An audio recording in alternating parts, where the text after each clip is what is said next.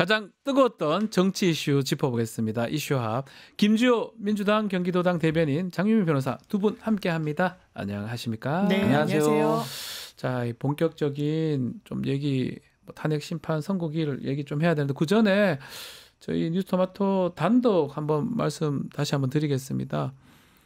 케이블 타이 봤습니다. 영상이 확인이 됐어요. 그냥 이거는 사실은 우리 기자 유지훈 기자 뉴스토마토 기자가 당했던 거고 본인이 결박당했던 네. 그런 상황이었는데 특임 단장이 다른 얘기를 하는 걸 아마 보고 저 영상을 구하려고 했던 것 같아요. 그러니까 구하다가 이제서야 구했던 것 같습니다. 진짜 되게 중요한 거예요. 기자한테 기자 출입증을 갖고 있는 사람한테 포박을 하려고 했던 거. 또 저 케이블 타이는 결박용이 아니었다. 사람 포박용이 아니었다라는 허위 진술을 좀 한 거 아니겠습니까? 그러니까요. 어떻게 보셨습니까? 아니 이게 질서 유지 차원의 군이 국회로 들어간 겁니까? 이게 이거 딱 봐도 지금 저기 봐요. 끌려가지 않습니까? 질질질. 이거는 어떻게 이런 작태가 가능합니까? 명령을 그러니까요. 받았기 때문에 가능한 거고 허용이 되는 행위라는 인식이 그 당시에 군에 있었던 거예요. 계엄군에. 그러니까요. 그 최종 명령을 내릴 수 있는 사람 누굽니까? 윤석열 대통령 말고는 없는 겁니다.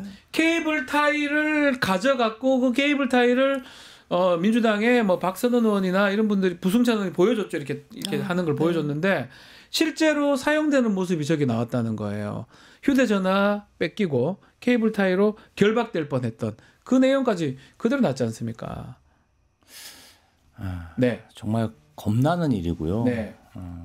정말 군이 윤석열 대통령 그 내란숙의 피의자의 지시에 따라서 치밀하게 국회를 침탈할 계획을 세웠구나. 사실 케이블 타이라는 게 어느 날 갑자기 준비된 게 아니잖아요. 아니죠. 영현백, 종이관 이런 게 벌써 수개월 전부터 군은 국회 침탈의 계획을 세우고 계엄의 계획을 세우고 굉장히 치밀하게 준비한 그 증거가 나왔다. 그런데 어떻게 국민 앞에 그렇게 뻔뻔하게 거짓말을 합니까? 좀 제가 조금 그냥 쉽게 얘기하면 다른 거 다 빼고 이거 하나로 사실은 탄핵입니다. 내란 아닙니까? 완전 그 저게 어떻게 합법적일 수 장면이죠. 있습니까? 기자가 무슨 뭐 저기 지금 테러하러 갔습니까? 근데 저 기자분 정말 우라가 치미셨을 것 같아요. 얼마나 우라가 치밀었으면. 그래서 몇 달 동안 그걸 확인 안 해주니까 찾았다고 하니까 예. 저게 아마 국회 쪽에서 CCTV를 구한 모양이에요. 겨우 구한 게 고소고발을 했기 때문에 구한 거예요. 고소인 지위에서. 예. 안 그러면 안 구해집니다. 개인정보법 위반. 개인정보법이 이제 군인들 얼굴 나온다. 하나도 안 나오는데 법적으로. 그래서 못 구하다가 그래서 좀 늦게 저희가 보도가 된 거예요. 확인이 되면서 보도를 한 겁니다. 이런 것들도 저는 탄핵 심판 선고에 다 영향이 있을 거라고 저는 믿고요.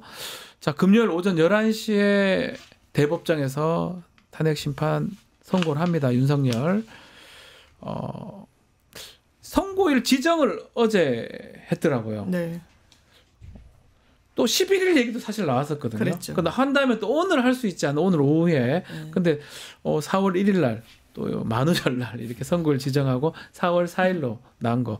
이건 우리가 어떻게 해석하는 게 좋을까요? 여러 그러니까 무구한 추측이 나오는 거죠. 사실 왜 이제 4월 4일인지는 뭐 바깥에서는 알 수가 없습니다만 여러 이유 중에 하나는 또 재보궐 선거가 있어서 그 뒤로 할 수밖에 없었을 거다. 왜냐면 선거에 사실상 대단히 영향을 미칠 수 있는 사안이라서 그걸 고려했을 거라는 이런 분석에는 저는 조금 동의는 되고 또 뭐 김진전 논설위원 같은 분 같은 경우에는 이재명 대표가 만약에 유죄가 나왔으면 간단히 빨리 뭐 더 빨리 했을 뭐 파면을 했을 텐데 그거를 뭐 이제 분위기 조율용으로 텀을 뒀다 뭐 이런 뭐 분석도 하는데 거기에는 뭐 크게 동의되지는 않고 개인적으로는. 그런데 아마 헌재는 헌법재판소의 스케줄을 그대로 가져갔었던 것 같아요. 왜냐하면 계속 이번 주는 아닐 거라는 분위기가 팽배했었고 많았고 그런데 본인들이 딱 4일 날 했다는 건 그동안 논의가 좀 무르익었었던 걸 외부에서는 정말 잘 모르고 있었던 부분이 있었던 것 같습니다. 결국 지금 편결도 거의 끝났다고 하거든요. 그 박근혜 때 비춰보면 당일날 편결을 했다고 하더라고요. 평의하다가. 근데 지금 보면 4월 1일 이전에 아니면 늦어도 4월 1일 오전에 끝난 상황이라고 봐야 되겠네요. 어제 평결을 하고 네. 사실은 공문 발송까지 바로 맞습니다. 했잖아요. 근데 네. 평결 도중에 공문이 작성돼서 발송됐다. 네. 시간적으로 보면 그렇거든요. 그렇게 보여요. 그러면 이미 결정 났었다. 1, 2주 전에 지난 대체적인 방향은 다 정해졌는데 언제 선고를 할 것인가 네. 이것은 굉장히 정무적인 판단을 한 것 같고요. 이재명 대표의 선거법 항소심 그리고 4월 2일 보궐선거를 좀 피해서 네. 좀 선거를 해야겠다. 그렇게 합의를 본 것 같습니다. 네. 그런데 사실 4월 11일까지 선고가 늦어지면 매일매일 대한민국이 극심한 국론 분열, 민생 파탄, 또 굉장히 사회적 갈등, 사회적 비용이 많이 늘어나니까 네.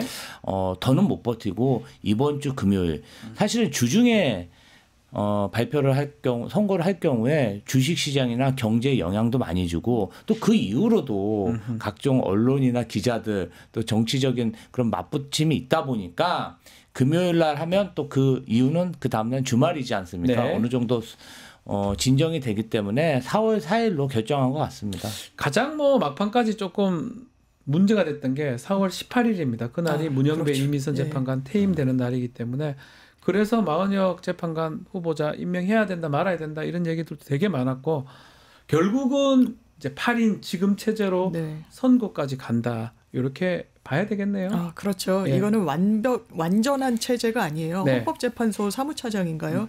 한 최근에 국회에 출석해서도 헌법 시스템이 가동돼야 된다라고 했어요. 마은혁 재판관 임명하지 않은 부분과 관련해서. 네. 이거는 이론의 여지가 없는 거예요. 이거는 지금 헌법재판소에서 마은혁을 임명하지 않은 거는 그 부작위는 국회의 권한을 침범하는 거라고 했고 임명해야 됩니다. 그 관련 법에 따라서. 지금이라도 해야 된다는 맞습니다. 거죠. 예. 그걸 안 해도 된다라는 게 어떻게 보수의 그 철학이 될 수가 있어요. 네. 대한민국이 그냥 사법 시스템을 허물고 있다. 민주당 입장에선 이게 변수가 될 수 있기 때문에 조심스러워요. 그냥 정치적으로만 접근하면 이거를 막 밀어붙일 필요가 저는 없다라고 생각합니다. 왜냐하면 지금 이 순간에 들어간다고 해서 평결에 참여할 수 없어요. 그러니까요. 그것도 평의에 따라서 하는 거고 예. 만약에 들어간다면 또 재판 열어야 돼요. 변론 제기하면 시간이 언제 네. 될지 알 수도 없습니다. 그런데 이건 원칙의 문제라서 관철을 해야 되는데 저는 이거 국민들이 평가 분명히 할 거고 해야만 한다고 생각합니다. 요 마은혁 후보자 임명하지 않은 부분도 사실 중요한 부분이다.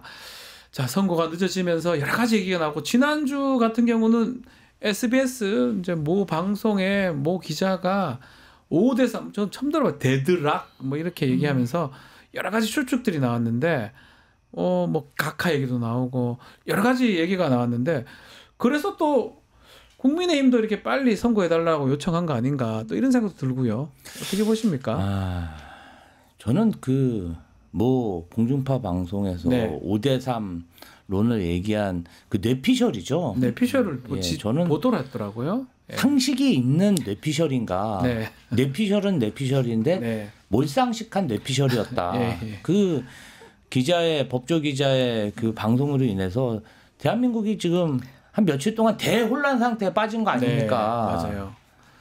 좀 부적당한 예, 그런 그분이 유명하신 분이죠. 유명하죠. 법조 출입을 너무 오래 했고. 검찰에 그분의 그냥 기사를 보면 검찰 쪽 기사라고 생각하고 보면 윤석열 쪽으로 생각하고 보면 조금 덜 혼란스러운데 이것을 취재 파일을 SBS 공중파 뉴스에서 다뤄버리니까 뭔가 실제인 것처럼 보도를 한 거 이게 사실 컸던 것 같아요. 근데 이제 추정은 추정이고 이거는 네. 취재 자체는 안 되고 이게 기밀이 나오는 순간 헌법재판관들이 또 처벌받는 거라서 이거는 이제 추정인데 아마 그런 것 같아요. 그러니까 헌법 연구하시는 분들 얘기 듣고 이랬을 때 이게 가중 요건으로 돼 있잖아요. 6명이 필요하잖아요. 네. 위헌으로 판단을 하거나 아니면 누군가를 파면시킬 때 이제 6명인데 5가 됐는데 딱 나 하나 때문에 파면이 될 사람이 안 되고 안 될 사람이 되고 내지는 있어야 될 법이 없어지고 없어져야 될 법이 있고 이런 거는 정의가 아니라는 그런 분위기가 있다라는 맞아요. 거예요. 이게 어쨌든 입법권자가 결단했는데 법을 없앴는데 나 하나 때문에 없어진다. 그래서 이제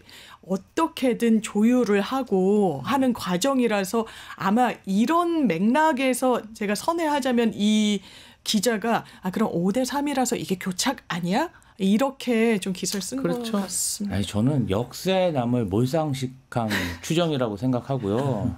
이 혼란스러웠어요. 그러니까 이 상식적으로 그냥 생각해 보면은 12.3 계엄이 터졌을 때 국민들도 분노했고 국회의원도 분노했고 민주당도 분노했지만 왜 법관들은 분노하지 않았을 거라고 생각하는 거죠?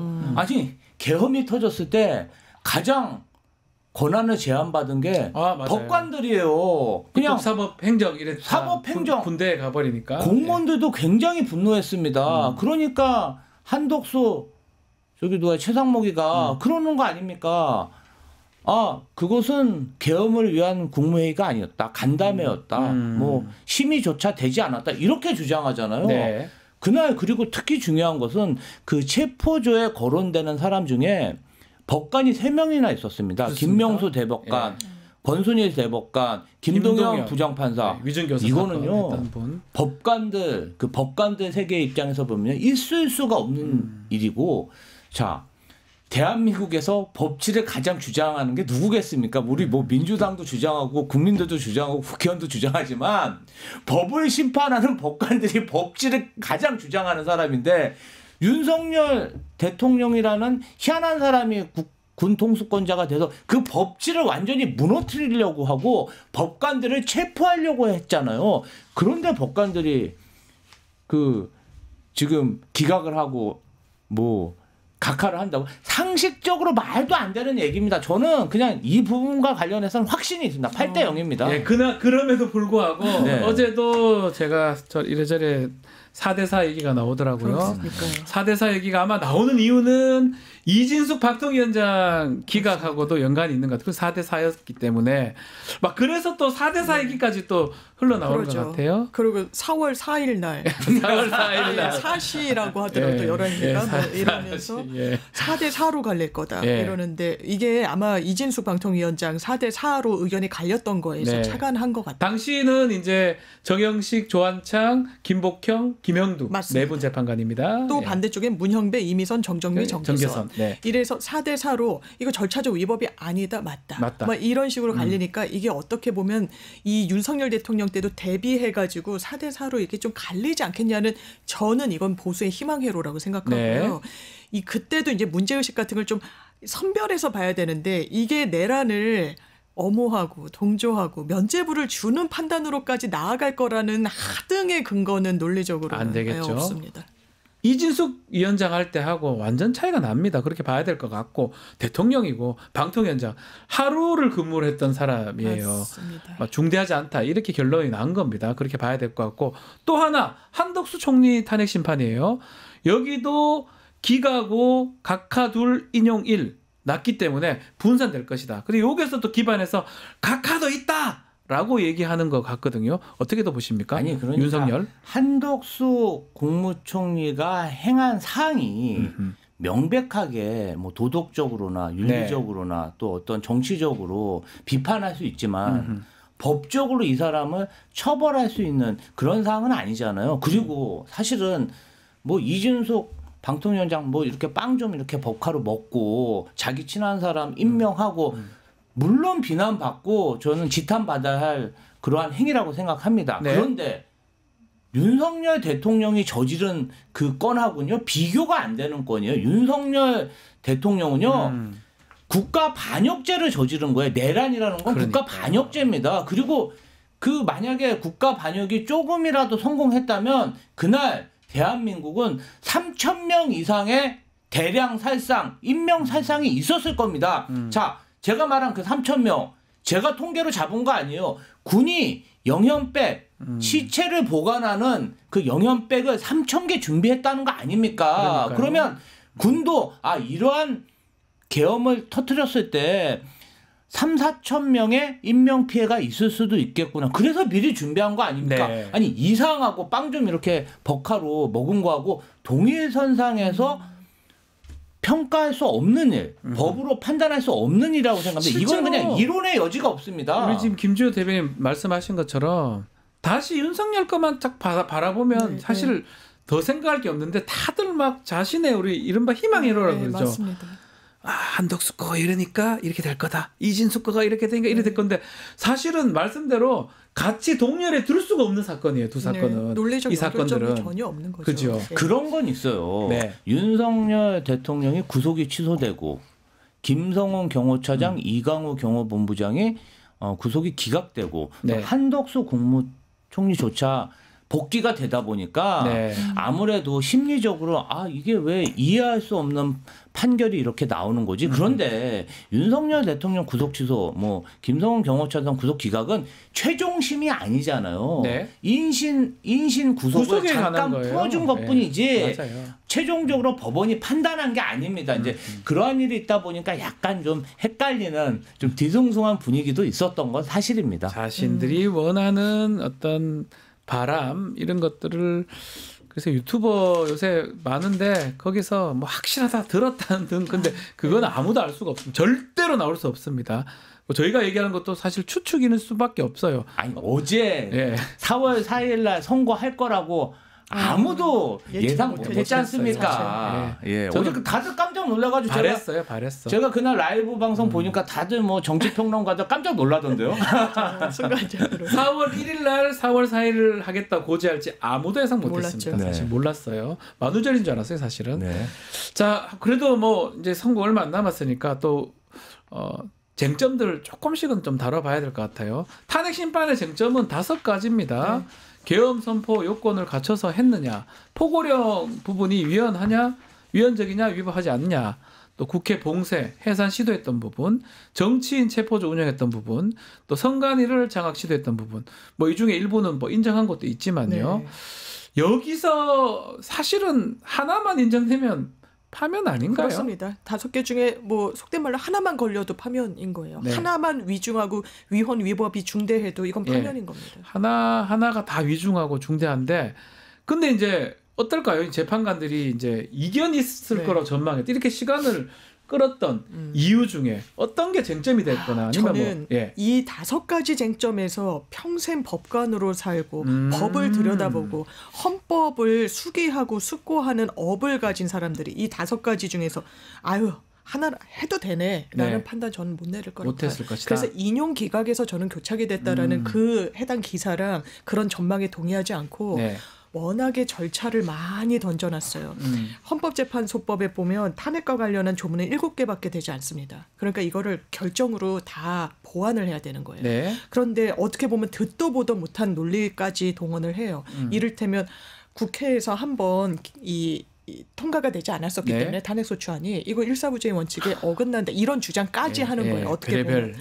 그래서 이 5가지 쟁점 중에 저는 또 눈여겨봤던 건 저희가 일반 재판을 하더라도 판사 한마디 엄청 집중을 합니다. 맞습니다. 그게 어떤 예단을 갖고 있는지의 한 단초라서 그런데 판사들이 이 재판관들이 직권으로 부른 증인이 딱 한 명이 있어요. 조성현 단장. 맞습니다. 국회에서 의원들을 끌어냈다는 증언을 실제로 했습니다. 그러면 그거를 배척할 수 없고 선서하고 다 본인의 위증의 벌까지 감수하면서 하면서 아니 이진우가 나한테 명령 내렸는데 의원들 지금 빨리 끌어내라고. 그러니까 정혁식 주심이 다시 물어요. 12시 31분부터 1시 사이에 그런 명령이 있었던 것이냐고 시간까지 아주 세밀하게 되묻습니다. 그렇다라고 이야기를 해요. 자기는 거짓말할 수 없다고. 거짓말 나 혼자는 할 수 있지만 내 지휘하에 있었던 군들이 보고 있기 때문에 할 수 없다. 부하들이 다 듣고 있고 맞습니다. 보고 있기 때문에 거짓말 할 수 없다. 그러면 대단히 유의미하고 이거에 어떻게 면죄부를 줍니까? 자, 이 5가지는 그러면 어느 정도 김조 부대변인 보시기에는 이 재판관들이 다 이거는 좀 수렴했을 것 같지 않습니까? 저는 뭐 이 5가지 다 증명이 됐다고 생각합니다. 증명이 됐다. 국민들이 다 알고 있는데. 이제 대부분 본인도 다 인정을 했어요. 그런데 본인이 그 선관위는 얘기를 했어요. 본인도 거의 다 인정을 했고 다 뭐 본인이 포고령도 다 했잖아요. 했기 때문에 다 했는데 본인이 부정한 게 있어요. 뭐죠? 정치인 체포조 운영은 내가 지시하지 않았다. 그런데 이제 지시를 했다는 그런 뭐 장군들도 있죠. 홍장원 차장 얘기도 그렇죠. 그다음에 계엄 선포 요건 관련해서는 뭐 계몽을 하려고 했다. 그러니까 계엄 선포 요건 정치인 체포조 운영 관련해서는 일부 재판관들이 소수 의견을 낼 수도 있다고 생각해요. 왜냐하면 윤석열 내란 속의 피의자 자체가 이 부분에 대해서 뭐 할 말이 많았잖아요. 네. 뭐 개몽을 하려고 했다. 탄핵 때문에 내가 할 수뿐이 없었다. 정치인 체포조 관련해서 나는 그런 지시를 한 적이 없다. 그런 주장을 하고 있기 때문에 이와 관련해서는 소수 의견을 낼 수 있지만 전반적으로는 다 증명이 됐다. 저는 그렇게 보고 있습니다. 증명됐으면 이제 좀 전에도 얘기했지만 이제 뭐 각하 얘기가 절차적 부분인데 그런 부분들이 조금 오래 끌었을 것이다. 장 변호사님은 그 부분으로 보시는군요. 네, 그게 또 강일원 전 헌법재판관이 박근혜 전 대통령 때도 주심이었는데 맞아요. 그런 취지의 또 칼럼을 또 쓰기도 매일경제 두 건을 써서 그거는 좀 고개가 끄덕거려지는 부분은 있죠. 실제로 했던 사람들. 절차적 부분 때문에 뭔가 이제 문제가 됐던 게 아닌가, 오래 좀 끌지 않았던가. 이 본안 부분, 쟁점 5가지에서는 크게 어떤 달라질 것이 없다. 그럼 이번에 뭐 두 분 말씀 들어보면 각하 나오지는 않겠죠. 그런데 각하 얘기를 하는 거는 진짜 이 국민의힘에, 왜냐면 그런 것 같아요. 말씀 주셨지만 이거는 다툴 수가 없다고 본인들도 생각하는 것 같아요. 본안에서 뭐 기각받기 어렵다. 그러니까 각하 얘기를 하는 거예요. 막 이 지연말단적이. 그러니까 거기에 이제 출입문에 들어가기도 전부터 이게 문제였다고 하지 않으면 싸울 동인도 없는 거예요. 본인들이 없으니까. 생각하더라도. 그러니까 각하 얘기를 하는데 각하할 것 같았으면 지금까지 절차도 다 평의를 거쳐서 했단 말이에요. 진보 보수 재판관들이 다 함께 여기까지 왔는데 각하의 심증을 가진 사람이 이렇게 다수면 여기까지 절차 가져오지도 않아요. 한덕수 총리 탄핵은 각하 2명 있었어요. 2시간 변론했습니다. 하고 종결해버렸어요. 참고하라고 말씀드리는 겁니다. 차이가 분명히 있죠. 윤석열하고. 올까요? 윤석열 탄핵 선고 나는 저는 탄핵 선고일에 윤석열 대통령이 나타날 가능성도 높다. 왜냐하면은 이제 헌재 주변에 극우 지지층들이 굉장히 오랜 기간 집회와 뭐 천막 농성을 하고 있었습니다. 그렇기 때문에 물론 이제 본인도 저는 반쯤 포기했다고 생각합니다. 포기했다고요? 인용될 가능성이 높다고 생각할 텐데 그럼에도 불구하고 본인의 지지세를 결집시키고 또 국민의힘 당권 주자들을 자신을 보호해 줄 수 있는 사람으로 당대표를 세워야 되기 때문에 그날 나타나서 본인의 지지층을 결집시키고 이 재판이 잘못됐다. 불복을 하려면 그때 나타나서 불복 메시지를 내야 되기 때문에 그 극적인 상황에 꼭 필요하다고 생각합니다. 그래서 본인이 나타날 것이다. 그것은 왜 나타나냐? 불복하려고 나타날 것이다. 불복, 승복하진 않을 것이다. 나타난다면 불복하기 위해서 나타난 것이다. 윤석열 머릿속에는 포용, 승복 이 두 단어가 없는 사람입니다. 또 없어요. 사과 이런 것도 잘 없어요. 포용, 승복이 없는 사람입니다. 없어요. 그래 보입니다. 자, 소추된 날로부터 111일입니다. 그리고 탄핵 사건이 헌재로 넘어온 지 38일 만에 탄핵이냐 이제 직무 복귀냐 결정이 나는데 국민의힘은 그래도 아직까지 기각 각하를 바라는 눈치거든요. 그리고 어느 순간 기류가 좀 변해 보이는 거예요. 빨리 하라.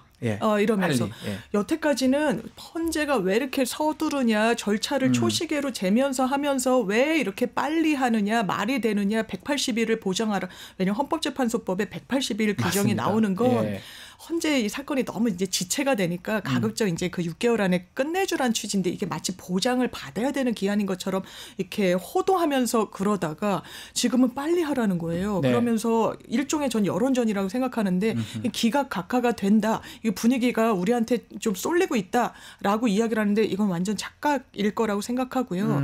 이건 각하가 될 수도 없고 왜 또 이렇게 생각하냐면 가장 각하 사유로 주장하는 것 중에 하나가 내란죄를 철회했다라는 거 아닙니까? 그런데 그 부분이 한덕수 총리 때도 똑같이 쟁점으로 들어가 있었어요. 한덕수 피청구인 한덕수 총리가 동일한 주장했거든요. 근데 그게 판단에 들어가 있지 않아요. 왜냐하면 이게 정말 위중한 문제라면 내란죄를 넣었다가 철회한다. 그리고 관련해서 헌법재판 실무 재용가를 보면 조문의 철회는 사유의 철회가 아니라고 나와도 있기도 합니다. 그러니까 이게 정말 문제라면 이거에 대한 설시가 있었을 거예요. 근데 문제가 되지 않으니까 그 판단이 없는 건데 저는 완전히 희망 회로를 돌리고 희망 회로를 돌리는 것이다.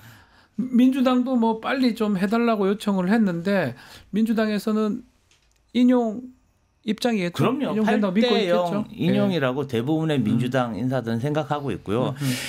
저는 국민의힘의 입장이 아주 재밌다고 생각합니다. 재밌습니까? 이 정치인의 그런 말을 보면 그 사람의 심정을 알고 있는데요. 네. 자, 권영세 당대표가 어떤 말을 했냐면 기각을 희망합니다. 희망합니다. 아니, 기각하지 않으면 대한민국이 자초됩니다. 헌법재판관들이 꼭 기각해야 됩니다가 아니고 희망합니다. 기각을 희망합니다. 그리고 승복해야 된다는 것에 방점을 둬뒀어요. 여야 그러네요. 이 건에 대해서는 반드시 승복해야 된다. 결국은 이 사람들도 저는 내심으로는 윤석열 대통령 탄핵 인용돼야 된다고 그렇게 믿고 있고 권영세, 권성동 다 법조인들이에요. 그렇게 생각하고 있다고 생각합니다. 윤석열 대통령이 돌아오면요 가장 먼저 처단할 사람이 누구겠습니까? 저는요 그렇습니까? 제 생각으로는 가장 먼저 처단할 사람 한덕수, 최상목이에요. 그리고 두 번째 어디 가겠습니까? 권성동, 권영세예요. 권성동, 권영세가 면회 왔을 때 개인 자격으로 오셨다면서요? 네. 그렇게 냉랭했다고 하지 않습니까? 네, 그렇기 때문에 국민의힘에서도 내심 이 역사적 흐름은 피할 수 없다. 그리고 돌아왔을 때 민주당만큼 무서워합니다. 예. 자, 이제 선거 결과 이제 4월 4일 날 11시에 나게 되는데 그 이후에 전국도 사실 좀 걱정스럽습니다. 경랑에 빠져들 가능성이 높다 이렇게 얘기를 하고 있는데 그 이후에 선거 이후에 좀 우려되는 부분이나 전국 상황 한번 짚어주시면 좋을 것 같아요. 아무래도 소요인 거죠. 소요가 왜냐하면 있겠죠. 저는 국민의힘 지도부가 승복 메시지를 나눈 건 대선 채비하는 거라고 봐요. 본인들도 알 거라고 저는 생각합니다. 그러니까 이거 조기 대선은 거의 확실시 됐고 이게 불복한다는 계속 이런 부분을 주면 대선은 그냥 폭망이에요. 그러니까 밑자락을 까는 거예요. 이제 와서 우리 승복하겠다라고 어떻게든 채비를 하는 건데 이미 너무 늦었고요. 제가 봤을 땐.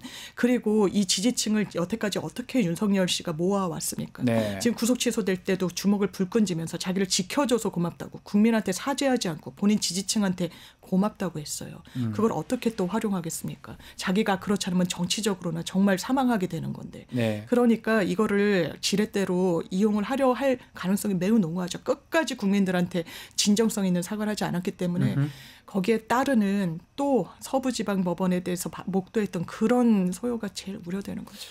어떻습니까? 국민의힘이 바로도 승복을 하고 어떤 소요 사태 같은 것들을 막는데 어느 정도 정치 세력으로 역할을 좀 해줄까요? 그 정당의 속성은 선거에 승리하는 것. 정당원들은 승리에 목말라 있습니다. 그렇기 맞습니다. 때문에 인용으로 파면이 되면 아마 국민의힘의 80% 지지층들은 다음 선거 조기 대선으로 아마 몰입할 것 같은데 그렇기 때문에 더 위험하죠. 나머지 20% 소수화된 극우층, 극단층들을 그 윤석열 내란 속의 피의자와 그 잔당들이 굉장히 결집시켜서 2차 폭력 소요, 서부지방법원 폭력 소요, 약탈 살해 같은 일이 일어날 수도 있습니다. 그게 가장 걱정스러운 이 부분을 부분이네요. 어떻게 진정시키고 좀 폭력 소요가 일어났을 때 조기 진압하느냐가 전국의 안정을 좌우하는 향배라고 저는 생각합니다. 알겠습니다. 자, 저희 4월 4일 11시 뉴스토마토에서 뭐 뉴스 인사이더 특보로 계속적으로 그날 선고도 중계하고 장윤 변호사도 오시는 걸로 알고 있습니다. 김주호 부대변인 바빠서 딴 데 가시는 걸로 알고 있고요. 네, 저도 옵니다. 뉴스 인사는 아닌데 다른 시간에 오는 걸로 알고 있습니다. 아침에 딴 데 가시는 걸로 알고 있고요. 선거 때는 알겠습니다. 자, 선고 이제 기다리면서 오늘 이슈합은 여기서 마무리하겠습니다. 김지호, 장윤미 두 분 함께했습니다. 감사합니다. 고맙습니다. 감사합니다. 유튜브 구독하고 실시간 채팅과 댓글을 남기시면 매일매일 실천 TTCO를 드립니다. 참여 방법은 통통물 어플을 다운로드하고 회원가입과 로그인을 해주세요. 마이페이지에서 나의 회원 고유 번호를 복사해주세요. 유튜브 구독 후 실시간 채팅이나 댓글창에 고유 번호를 한 번만 입력하면 준비 끝! 지금 유튜브 채팅과 댓글 쓰기 참여하고 실천 TTCO 받아가세요.